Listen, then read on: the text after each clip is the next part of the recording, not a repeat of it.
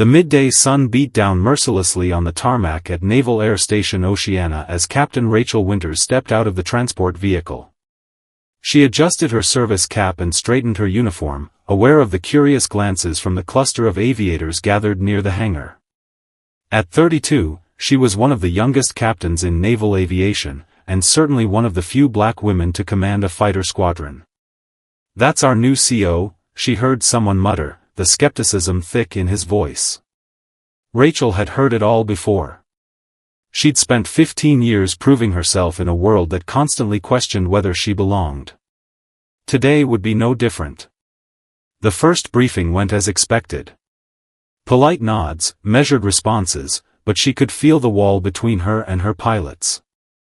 They were the elite, F/A-18 Super Hornet pilots from the legendary VFA 103 Jolly Rogers squadron.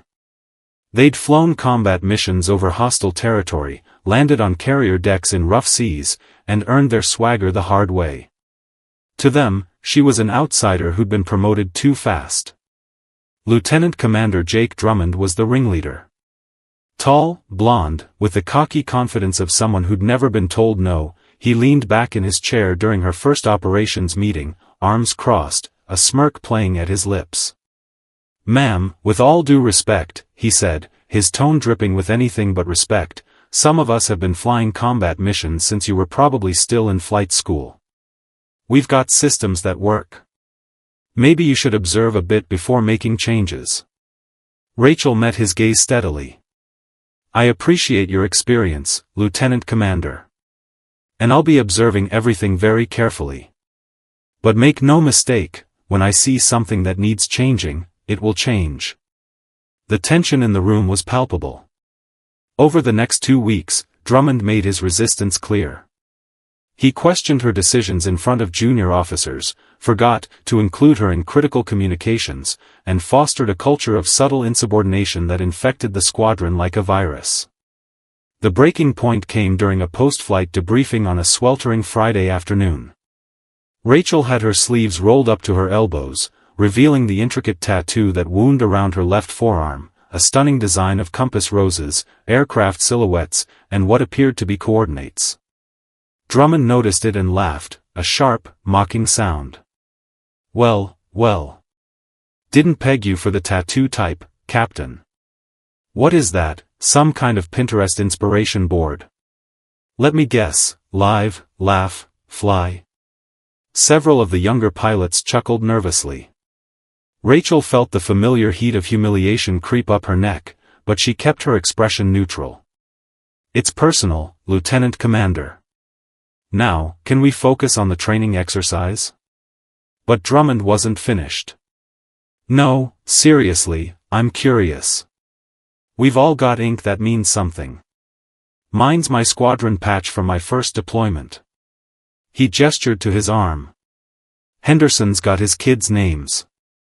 But yours looks like, I don't know, geometric doodles. Did you lose a bet or something?" The room fell silent. A few pilots stared at their papers, uncomfortable with how far Drummond was pushing. Rachel's jaw tightened.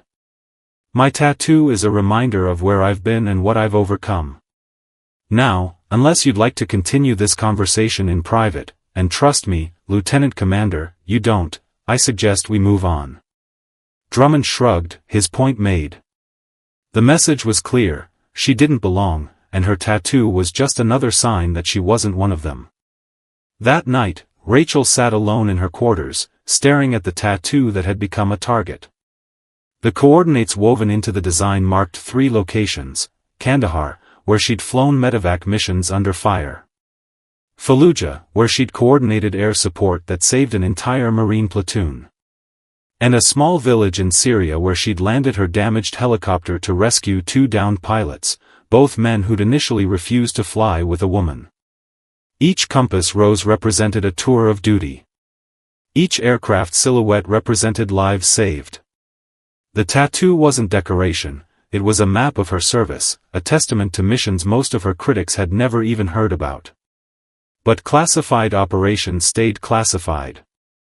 She couldn't defend herself without violating protocols that had protected those missions, and the people involved, for years. 2 weeks later, disaster struck during a routine training exercise off the Atlantic coast. A violent storm system moved in faster than predicted, catching 2 of the squadron's aircraft in dangerous conditions. Lieutenant Sarah Chen, one of Rachel's most promising young pilots, lost hydraulic pressure and had to eject over rough seas, 40 miles from the carrier. Within minutes, Rachel had the situation room buzzing with activity. But the storm was intensifying, and standard rescue protocols were failing. The helicopter crews reported they couldn't reach Chen's position in time, the waves were too high, visibility too poor. "We need to wait for the weather to clear," Drummond insisted. "Sending anyone out there now is suicide." Rachel studied the weather map, her mind racing through scenarios. Then she saw it, a narrow window, a brief break in the storm system that would close in less than 20 minutes. "I'm going," she announced. "That's insane," Drummond shot back. "Captain, you haven't flown rescue operations in years. Let someone qualified." "I said I'm going." "Commander, you have the deck." She was in the air in 7 minutes, pushing her MH-60 Seahawk helicopter through conditions that would have grounded most pilots. The wind shear was brutal, the rain so thick it turned her windscreen into a wall of gray water. But she'd flown in worse, much worse, in places these pilots couldn't even know about.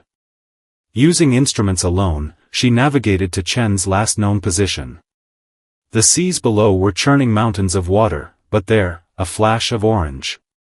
Chen's survival vest. What followed was a masterclass in precision flying. Rachel held the helicopter steady in 40-knot winds while her rescue swimmer deployed, secured Chen, and brought her aboard. The entire extraction took 4 minutes. 4 minutes of fighting physics and weather and death itself. By the time Rachel set the helicopter down on the carrier deck, her hands were shaking from the adrenaline, but Chen was alive. The squadron was assembled in the ready room when Admiral Marcus Webb arrived unannounced 2 days later. Webb was a legend, a 3-star admiral who'd commanded naval special warfare before moving to aviation. He was also notoriously private about his past. "I heard about the rescue," Webb said, his voice carrying through the silent room. "Impressive flying, Captain Winters. Though I'm not surprised." He turned to address the assembled pilots. "Some of you have been questioning Captain Winters's qualifications to lead this squadron. That stops today." Webb walked to the center of the room, and in a gesture that stunned everyone present, he rolled up his right sleeve. There, on his forearm, was a tattoo remarkably similar to Rachel's: coordinates, compass roses, aircraft silhouettes. "See this?" Webb said. Every officer in a certain, specialized unit, received coordinates marking their most significant operations. Captain Winters's tattoo isn't geometric doodles. It's a record of classified missions that she cannot and will not discuss. He turned to Drummond specifically. "While you were questioning her credentials, Lieutenant Commander, Captain Winters was saving lives in theaters of operation you don't have clearance to know about. She flew missions that make your combat deployments look like training exercises." The Admiral let that sink in before continuing. "I know this because I approved her for those missions. I flew with her in Kandahar. I was one of the pilots she pulled out of Syria after our bird went down. She landed in a hot zone, under fire, to save my life and Lieutenant Commander Harrison's life." The room was deathly quiet. "Captain Winters can't tell you these stories. Her service record is partially classified and will remain so. But I can tell you this: you have the privilege of serving under one of the finest combat pilots and leaders I've ever known. Some of you have been too blind and too arrogant to see it." Webb turned to Rachel. "Carry on, Captain." After he left, Rachel stood before her squadron. Drummond looked like he'd been gut-punched, his face pale. "Lieutenant Commander Drummond," Rachel said quietly. "A word in my office."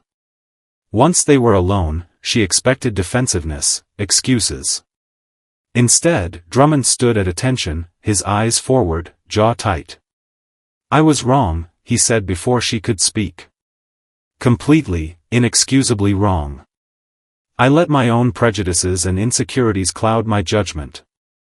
I undermined your authority and created a toxic environment. I'll submit my transfer request immediately." Rachel studied him for a long moment. "Sit down, Jake." He blinked at the use of his first name but obeyed. "You're not transferring," she said. "You're too good a pilot, and this squadron needs you. But it needs you as a team member, not a saboteur." "Ma'am, I don't deserve." "No, you don't," she cut him off. "You mocked me, undermined me, and created division when we need unity. But you know what? I've made mistakes too. Different ones, but mistakes nonetheless. The question is, can you learn from this?" Drummond swallowed hard. "Yes, ma'am." "Then here's what's going to happen. You're going to be my deputy squadron leader. You're going to help me rebuild the trust you damaged. And you're going to be the first one to shut down anyone who questions someone's place based on anything other than their performance. Understood?" "Yes, ma'am." He paused. "May I ask why you're giving me this chance?" Rachel leaned back in her chair. "Because someone once gave me a chance after I screwed up. A grizzled old admiral who saw past my mistakes to what I could become. I'm simply paying that forward." 6 months later, VFA 103 had the highest performance ratings in the air wing. The change hadn't happened overnight. Rachel had insisted on team-building exercises, paired mentoring where junior and senior officers flew together, and an open-door policy where any pilot could voice concerns. Drummond had become her most valuable asset. The same qualities that had made him an effective underminer, his influence with the other pilots, his tactical brilliance, his unwavering confidence, now worked to strengthen the squadron. He was the first to arrive for early briefs and the last to leave the planning sessions. One evening, after a particularly successful carrier qualification exercise, Drummond found Rachel in the ready room, updating flight records. "Captain, got a minute?" She looked up. "Sure. What's on your mind?" He sat down, looking uncharacteristically uncertain. "I've been thinking about getting a tattoo. Something to mark this deployment, this squadron." "That's a nice idea. I wanted to ask your advice on the design." He pulled out a sketch, compass roses and coordinates, similar in style to hers and Admiral Webb's, but unique. "These coordinates are where I learned the most important lessons of my career. The first one is here, at Oceana. The day Admiral Webb called me out." Rachel felt a tightness in her chest. "Jake, you don't have to." "I want to," he interrupted. "I want to remember that I almost threw away my career because I was too stubborn to see past my own biases. And I want to remember the leader who gave me a second chance I didn't deserve." They sat in silence for a moment. "You know what the real irony is?" Drummond said finally. "I spent years claiming that merit was all that mattered, that I only cared about who could fly and who couldn't. But I was judging you on everything except merit. Your gender, your race, your age, even your tattoo. Everything but the only thing that actually matters, whether you could lead and whether you could fly. We all have blind spots," Rachel said gently. "The challenge is being willing to see them when they're pointed out." "Well, mine got pointed out by a 3-star admiral in front of the entire squadron," Drummond said with a rueful laugh. "Not exactly subtle. Sometimes we need the non-subtle approach." He stood to leave, then paused. "For what it's worth, Captain, you're the best commanding officer I've ever served under. And I'm not just saying that because of what happened. I mean it." After he left, Rachel looked down at her tattoo, tracing the familiar lines with her finger. For years, it had been a private reminder of her journey, her sacrifices, her triumphs. She'd never imagined it would become a flashpoint, a symbol of everything she'd had to fight against. But maybe that was fitting. The missions marked on her skin had been about more than just flying or fighting. They'd been about proving that skill and courage weren't limited by anyone's narrow expectations. About showing up when others doubted. About doing the impossible because someone had to. The following week, during a squadron awards ceremony, Rachel presented Drummond with a medal for his performance during a recent training evolution. As she pinned it to his uniform, she spoke loud enough for everyone to hear. Excellence in aviation isn't about where you started or what people assumed about you. It's about how you perform when the stakes are highest, how you grow when you're challenged, and whether you can put the mission and the team above your ego. She stepped back and saluted him. Lieutenant Commander Drummond exemplifies those qualities. He's become the leader I always knew he could be. The squadron erupted in applause. Later, as pilots mingled in the ready room, Lieutenant Chen approached Rachel. The young pilot who'd nearly died in the ocean weeks earlier looked nervous. "Captain, I wanted to thank you. For saving my life, obviously, but also for something else." "What's that, Lieutenant?" "I'm Korean American, and I'm a woman in naval aviation. I've faced, well, a lot of the same questions about whether I belong. Watching how you handled everything with Lieutenant Commander Drummond, how you turned a bad situation into something positive, it showed me the kind of leader I want to be." Rachel smiled. "You're already on your way, Sarah. Just keep flying, keep learning, and don't let anyone tell you what you can't do." "Can I ask you something personal, ma'am?" "You can ask." "I may not answer, but you can ask." Chen gestured to Rachel's tattoo, now a topic of respect rather than ridicule in the squadron. "Admiral Webb said your ink marks classified missions. The coordinates, are they places you'll be able to talk about someday?" Rachel considered the question. "Some of them, maybe, in 20 or 30 years when the operations are declassified. Others, probably never. But that's okay. I didn't get this tattoo to impress anyone or to prove anything. I got it to remind myself of who I am and what I've overcome on the days when the doubt creeps in." "Does it still creep in? Even for you?" "Especially for me," Rachel said honestly. "Every leader doubts themselves sometimes. The key is not letting that doubt stop you from doing what needs to be done." 3 years later, Rachel received orders to the Pentagon, a promotion to her next command. Her change of command ceremony was held on a perfect spring day, with Admiral Webb presiding. As she prepared to pass the squadron colors to her successor, she looked out at the assembled pilots, many of whom had been skeptical when she arrived, all of whom now stood at attention with genuine respect. Drummond was there, recently promoted to commander and selected to lead his own squadron. Chen was there, now a seasoned combat pilot with her own collection of successful missions. And dozens of others who had learned, as she had learned years ago, that leadership wasn't about conforming to someone else's expectations but about excellence, integrity, and the courage to be yourself. 3 years ago, Rachel said in her farewell speech, "I arrived at this squadron as an outsider. Some of you made that very clear." A few pilots shifted uncomfortably, but she smiled. "But here's what I learned, we're all outsiders until we prove ourselves. And we're all judged unfairly until people take the time to see beyond their assumptions. The measure of a good squadron, of good leaders, isn't whether those assumptions exist. It's whether people are willing to abandon them when confronted with the truth." She looked directly at Drummond. "Some of the people who doubted me the most became my strongest allies. They had the courage to admit they were wrong and the character to change. That's the real mark of leadership." As the ceremony concluded and Rachel prepared to leave the squadron for the last time, young Lieutenant Chen approached with several other junior officers. "Captain, or should I say, future Admiral Winters," Chen said with a grin, "we wanted to show you something."